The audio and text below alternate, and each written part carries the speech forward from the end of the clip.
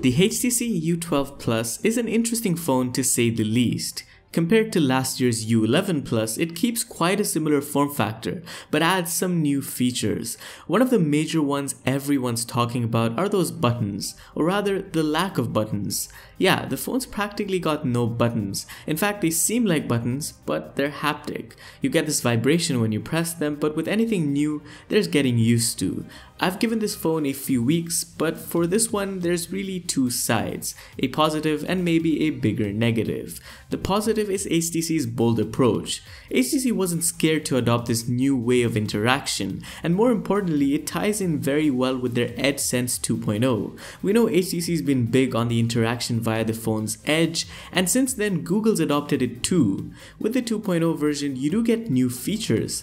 There's a smart rotate feature which prevents the screen from rotating when you're holding the phone up straight, which obviously helps in bed. It does this by sensing your fingers on the phone's edge, but if you're holding the phone in landscape mode like this, it kind of doesn't rotate when you want the phone screen to rotate, which can get a bit annoying. The other one is Smart Dim, which of course prevents the display from dimming while you're still looking at it, and it works pretty much as expected, no problems here.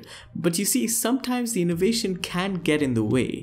The double tap to trigger one-handed mode is very good on paper, but it is so easily triggered without any intention. And when I had to take my first screenshot on the phone, I just couldn't. There's no way to press the volume and power buttons simultaneously like any other phone, which made me resort to defaulting the short edge squeeze to take a screenshot. I feel like the buttons behave differently in different scenarios. I could be pressing as hard as I can on the volume button to crank it down in class and it just wouldn't. Or I'd pick up the phone as gingerly as I can and it would still trigger the lock screen. There's a huge inconsistency with the implementation of these features, which I can only hope a future software update may fix, allowing users to maybe control the sensitivity of these buttons. But if you're sitting there having already made a judgment on the phone, there's more to the phone than just that. This translucent blue finish adds flair and attracts attention in public, and it really feels like you're holding something powerful. It survived a total of 3 drops so far, and I'm impressed, except for the glass.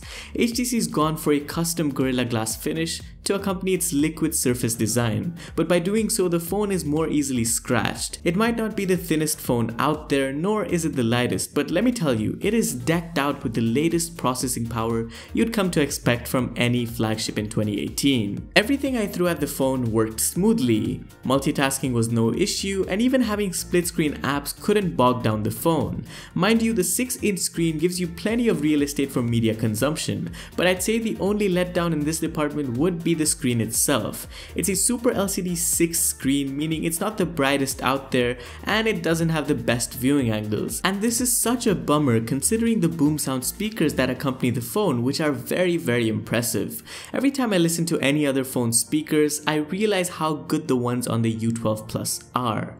Of course, HTC was one of the first to ditch the headphone jack on Android phones with the U11, and the U12 Plus doesn't have it either. What it does have are those Usonic headphones provided out of the box, powered by USB-C, which do an excellent job at noise cancellation. Look, using the phone daily, you grow on more underrated features as well.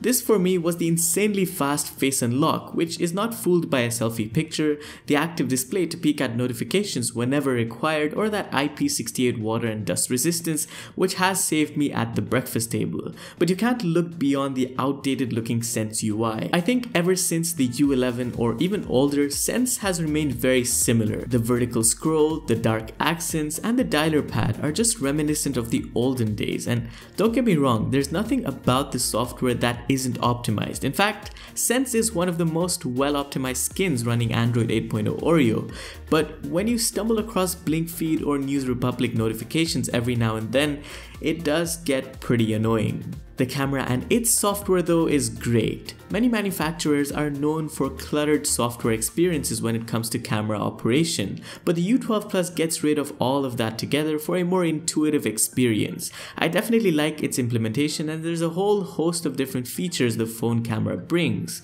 Being a dual 12 and 16 megapixel sensor, it's a first for HTC since the One M8, and while I gave props to the U11 Plus's camera last year, the U12 Plus is no short. In most cases, the U12 Plus does a very good job at pictures, especially with its software processing, but with maybe a very slightly slower shutter speed than the competition. Portrait mode and 2x zoom are both here, which is again very good, and while nighttime photos do show signs of noise, the U12 Plus is a more than capable camera overall. Now, despite the dual 8 megapixel selfie cameras, I was left a bit unimpressed here. The selfies the phone takes are sharp with good dynamic range, but when using portrait mode, the detail in pictures drops off significantly and selfies are just much softer. And if you're trying to take a selfie at night, the quality is pretty bad. If you're looking for a more in-depth look at the camera, I definitely recommend you checking out the camera comparisons we've done earlier. But as far as the phone is concerned, that's about all I wanted to address, minus the battery life. The phone comes bundled with a 3500 mAh cell, which is pretty standard in my opinion, and for the most part it will get you through from the morning until the early evenings, around 7 PM. A typical workday should easily be handled by the phone, and if you want additional backup, carrying the charger is not a bad call, which should get you a lot more juice with its quick charge 3.0 support in a very short amount of time. As for the wireless charging enthusiasts, the phone is not one that supports it. So there you have it. That was a comprehensive look at the HTC U12 Plus. I called it interesting at the start of the review, and I think for the right reasons. To me, it's a really good phone with the drawbacks I mentioned. But one more, at least for the Middle Eastern market, is its price. Retailing for 3,449 dirhams, the phone is really pushing it when competitors with similarly spec'd phones are charging sub 3,000 dirham prices, which I would say would be a more competitive price for the HTC U12 Plus. As always, if you want to check out our other videos, click the cards on screen and subscribe to the channel for future content. Visit our website for more information, and thank you guys for watching. I'll see you in the next video. Adios.